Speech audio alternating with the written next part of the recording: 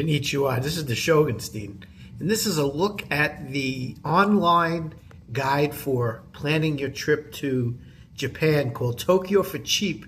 Save money with no stress. This is from fareast.com, who were very nice enough to send me a copy for review and content purposes. So just in the interest of full disclosure, know that just to be transparent, fareast.com did send us a copy, a link of the guide, and it is Tokyo for Cheap, Save Money with No Stress. This is the online version. I did see on Amazon there is also a print version. As some of you may know who have followed my channel, I'm a big fan. I have a big interest in Japanese history and Japanese culture. I have made 5 trips to Japan, including this summer. Very interestingly, when I hadn't been in Japan for about 20 years between trips.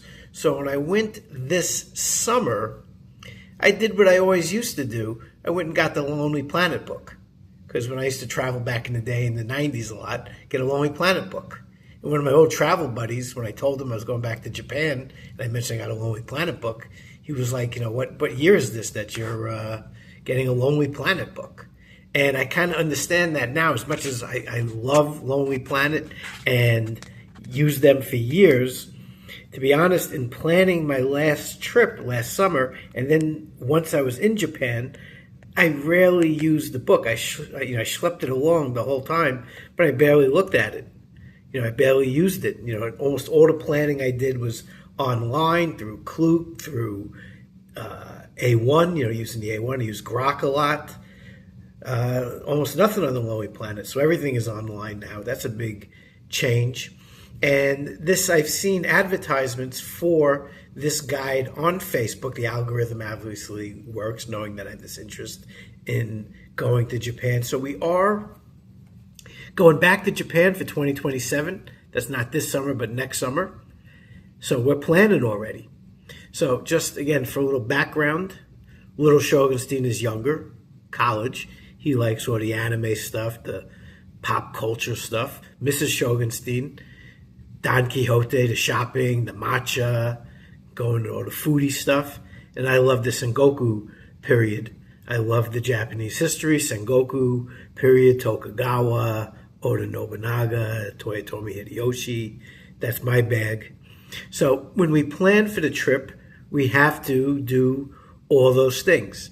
I had been to Japan prior to this previous trip 4 other times. Little Shogunstein, never. Mrs. Shogunstein, just a layover in Narita many years ago, but not really going to Japan. So we had to plan a trip for someone like me who's been there before and has a very specific thing that I wanted to do. Osaka Castle, Himeji Castle. I could have done samurai and shoguns the entire trip. Little Shogunstein wants to go to Shibuya. He wants to go to Takashita Street. He wants to do all that thing. He wants to go do the anime stuff, go to the electronics store. Mrs. Shogunstein wants to buy the 21 different flavors of Kit Kats. So you got to plan for all those different types of people. So we did a good job overall planning to get all those 3 in. But now for this next trip, we all have, it'll be my 6th trip, and then they all have been there before. So we can plan this a little differently. So I'm looking forward to going through the guide and doing an even better job of planning our trip for 2027. Our trip this summer went really, really well.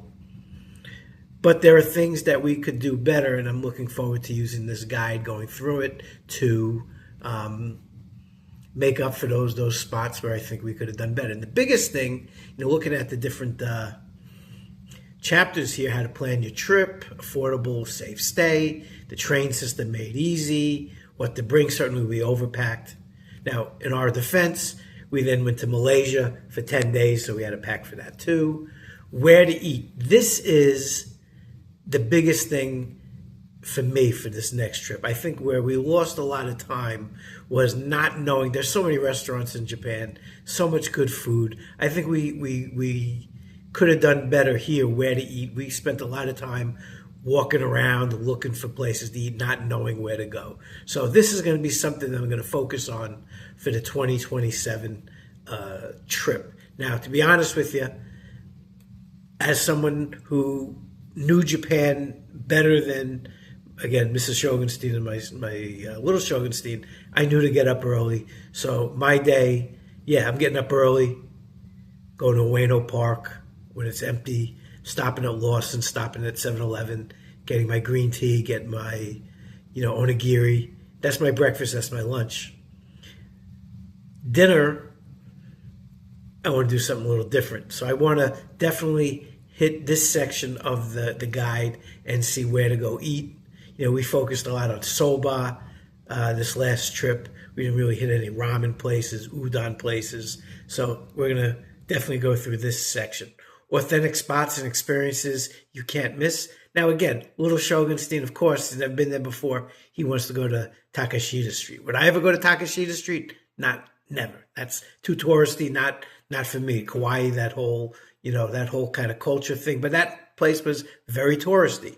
But I understand in that previous trip, we have to balance that I want to go to, some, rare part of the Osaka Castle battlefield. The same time, little Shogunstein would like to do the, Shibuya, go onto the roof at the Shibuya Sky.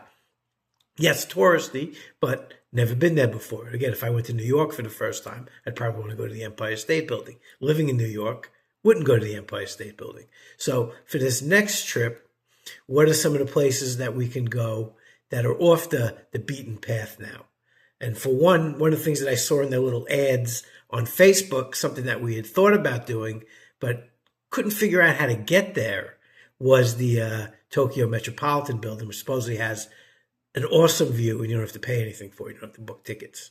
Where to shop, tickets, and again, this thing, I can't wait to read this section because, again, when I planned this trip last summer, I was planning my trip from 1998, not for 2025, not realizing just how much everything is now online.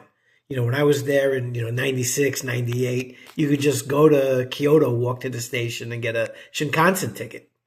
If I had tried that on this trip, we would never have gotten anywhere. We wouldn't have gotten tickets to anything. Everything was online. So I'm looking forward to seeing some of their tips here on how to book and what to get on. Everything was on the app. Everything was on the phone. That was something, again, I was used to the Lonely Planet book and using the book and walking, going up to the ticket counter.